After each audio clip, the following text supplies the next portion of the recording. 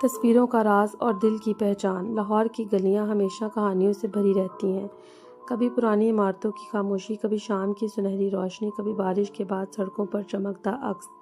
ارحم ایک فوٹوگرافر تھا، وہ لمحوں کو قید کرنے کا ہنر جانتا تھا، خاص طور پر ان لمحوں کو جو عام آنکھوں سے اوجھل رہتے ہیں۔ اس کا کیمرہ اس کا سب سے قریبی دوست تھا۔ ایک شام وہ اندرون لاہور کی تنگ گلیوں میں تصویریں لے رہا تھا کہ اس کی نظر ایک لڑکی پر پڑی، سادہ سفید لباس، ہاتھ میں کتاب اور چہرے پر عجیب سا سکون۔ وہ کسی پرانی دیوار کے ساتھ کھڑی ڈوبتے سورج کو دیکھ رہی تھی۔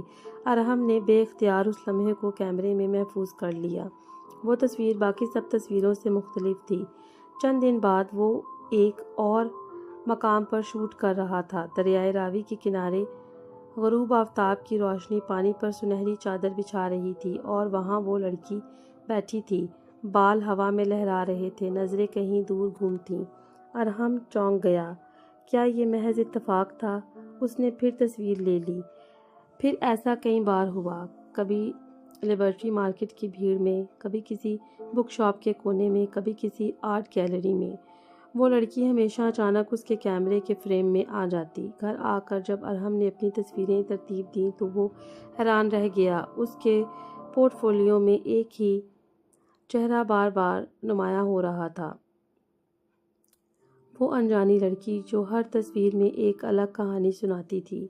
ارحم نے پہلی بار محسوس کیا کہ وہ صرف ایک سبجیکٹ نہیں رہی، وہ اس کی توجہ، اس کی تلاش، شاید اس کے دل کا حصہ بن چکی تھی۔ آخر ایک دن اس نے ہمت کی۔ وہ ایک آرٹ نمائش میں اپنی تصویریں آویزاں کر رہا تھا۔ دیوار کے ایک حصے پر اس نے اسی لڑکی کی تمام تصویریں ترتیب سے لگا دیں، بغیر یہ جانے کہ وہ کون ہے۔ نمائش کے دوران بھیڑ میں اچانک وہی چہرہ اس کے سامنے آ کھڑا ہوا۔ یہ تصویریں آپ نے لی ہیں؟ اس کی آواز میں حیرت تھی۔ ارحم کا دل زور سے دھڑکا۔ جی، مگر میرا ارادہ کبھی آپ کو تکلیف دینے کا نہیں تھا۔ آپ ہر جگہ جیسے روشنی کی طرح آ جاتی تھیں۔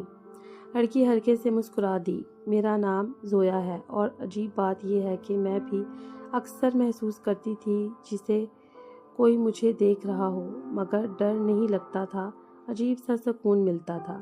خاموشی کے اس لمحے میں دونوں کی نظریں ملیں۔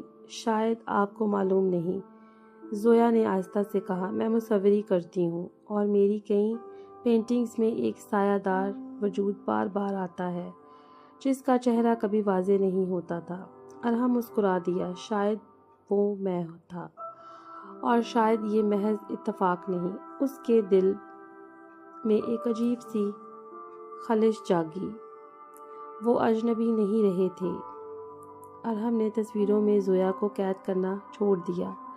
اب وہ اس کے ساتھ چلتا، اس کے ساتھ ہنستا اور اس کے ساتھ لمحے جیتا، اور زویا نے اپنی پینٹنگز میں پہلی بار کسی چہرے کو مکمل کیا۔ وہ چہرہ ارحم کا تھا۔